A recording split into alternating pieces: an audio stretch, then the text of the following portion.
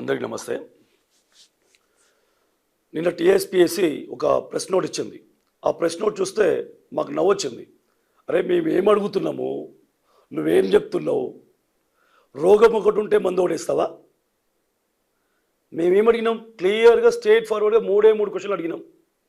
మూడు క్వశ్చన్ల మీద ఉద్యమం చేస్తున్నాం. ఫస్ట్ క్వశ్చన్, తెలుగు మీడియం విద్యార్థులకి తీవ్ర అన్యాయం చేసినావు, దాని మీద క్లారిటీ ఇవ్వు. నెంబర్ 2 క్వశ్చన్, ఆబ్జెక్టివ్ ఎగ్జామ్ పద్ధతి ద్వారా ఉద్యోగం పొందిన జేఎల్ డిఎల్ దిద్దులు అంటున్నావు, దాని మీద క్లారిటీ ఇవ్వు. 3 ఓపెన్ జిఆర్ఎల్ అందరి మార్క్స్ లిస్టు పెట్టకుండా రీకౌంటింగ్ ఎందుకు పెట్టినావు? ఈ 3 క్వశ్చన్ల ఆన్సర్ ఇవ్వకుండా మొత్తం గుమాయించి ఫిరాయించి అన్ని విషయాలు చెప్తే ఎట్లా? మేము ఏం అడుగుతున్నాం, మీరు ప్రెస్ నోట్లో ఏం చెప్పినారు? అసలు మేమేం అడిగినాం? ఫస్ట్ తెలుగు మీడియం విద్యార్థులు అన్యాయం జరిగింది, తీవ్ర అన్యాయం జరిగింది, దాన్ని నువ్వు కౌంటర్ ఏమి ఇవ్వాలి? 1 నుంచి 100 వరకు 100 మంది ర్యాంకుల మధ్యలో తెలుగు మీడియం విద్యార్థులు ఎంత, ఇంగ్లీష్ మీడియం విద్యార్థులు ఎంత చెప్పు. అట్లా 100 నుంచి 200 ర్యాంకుల మధ్య తెలుగు మీడియం విద్యార్థులు ఇంగ్లీష్ మీడియం విద్యార్థులు ఎంత, అట్లా టాప్ 500 వరకు ప్రతి 100కి తెలుగు మీడియం విద్యార్థులు ఎంత, ఇంగ్లీష్ మీడియం విద్యార్థులు ఎంత, అప్పుడు లెక్క చెప్పు. అప్పుడు తెలుస్తుంది తెలుగు మీడియం విద్యార్థులకి అన్యాయం జరిగిందా లేదా.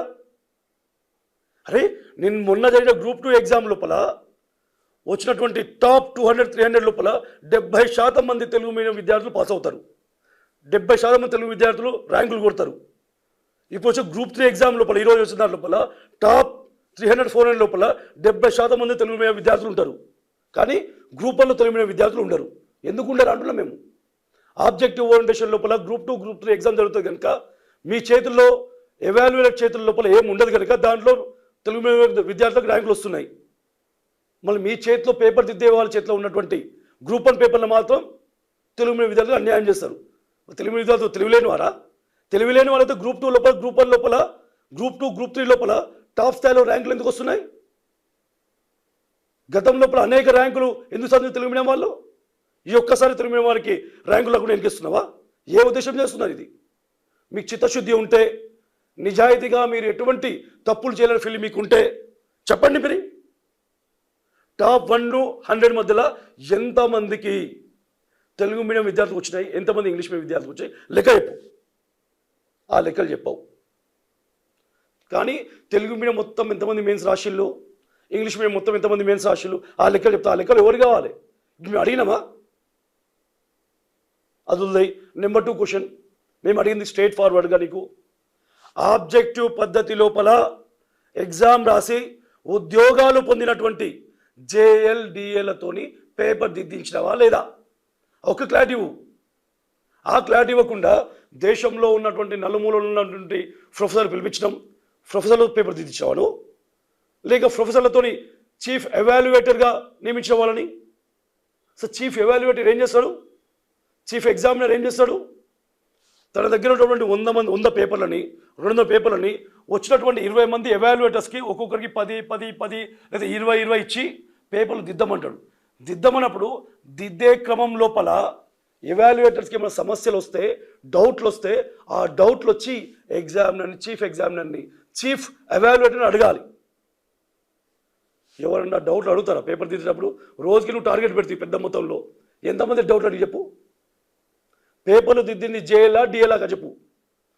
వచ్చినటువంటి ప్రొఫెసర్లు పేపర్ దిద్దిల్లా చీఫ్ ఎవాల్యుయేటర్గా ఉన్నారా, ఆ విషయం క్లియర్ చేయి. అది చేయకుండా నేను రాష్ట్రంలో ప్రొఫెసర్లు తిప్పించినా ఏం మాట్లాడుతున్నారు సార్ మీరు? ఏం ప్రశ్న అడుగుతున్నారు? ఇది పద్ధతా సార్? నెంబర్ 2 వదిలేయండి. నెంబర్ 3 రీకౌంటింగ్ పద్ధతి.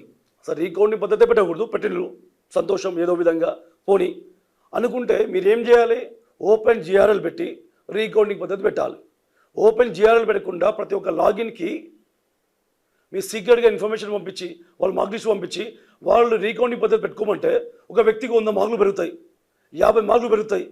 అది ట్రాన్స్పరెంట్గా పెరిగిందా? ఎట్లా పెరిగింది? ఎవరికి ఏం తెలవాలి?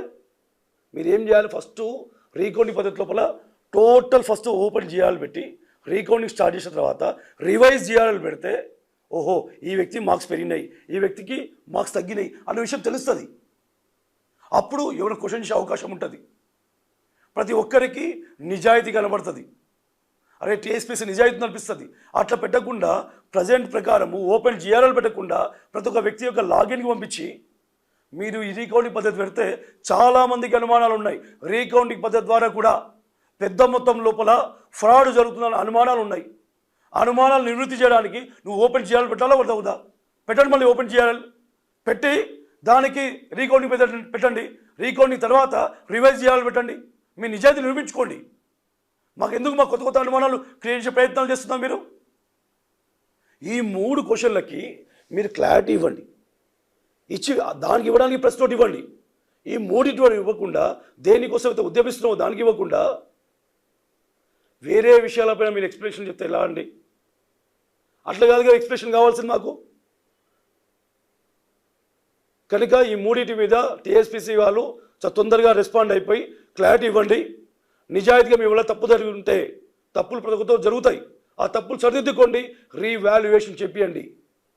అశోక్ నగర్ లోపల ఒక ఆంధ్ర ప్రాంత వాసి, ఒక కోచింగ్ ఇన్స్టిట్యూట్ నిర్వాహకుడు నిన్న టీఎస్పీఎస్సీ విడుదల చేసిన ప్రెస్ నోట్పై స్పందిస్తూ, టీఎస్పీఎస్సీ చర్య అద్భుతము, నా చరిత్ర లోపల ఇంత మంచి ఇనిషియేషన్ ఎప్పుడూ చూడలేదు, టీఎస్పీఎస్సీ అద్భుతంగా పనిచేస్తుంది, రికార్డు స్థాయి లోపల పరీక్షలు పూర్తి చేసింది, టీఎస్పీఎస్సీ చాలా పారదర్శకంగా పనిచేస్తుంది, కొన్ని బయట ఉన్నటువంటి వ్యక్తులు రీవాల్యుయేషన్ చేయాలని చాలా ఘోరంగా విమర్శిస్తున్నారు అంటున్నాడు.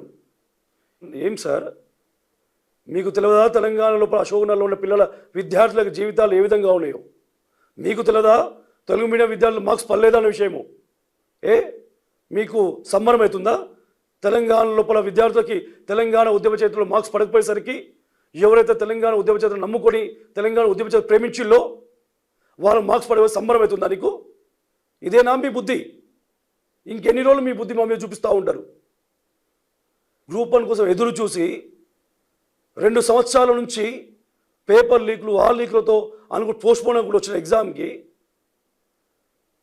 ఇంకొక 2-3 నెలలు లేట్ అయితే ఏమైతే చెప్పండి? 13 సంవత్సరాలు వేచి చూసిన 2-3 నెలలు వేచి చూడలేమా? రికార్డు స్థాయిలో కంప్లీట్ చేసినని సంబరపడుతున్నావు. ఇది ఎవరికి అంటే బయట టీఎస్పీఎస్సీ వాళ్ళకి వల వేయడానికి అను, లేదా ర్యాంకులో వచ్చే వాళ్ళకి పోస్టులు ఇచ్చిన తర్వాత వాళ్ళందరూ డిస్కస్ చేద్దాం, వాళ్ళతో మీటింగ్లు పెడదాం, వాళ్ళ ప్రిపరేషన్స్ తెలుసుకుందామని. ఎందుకు?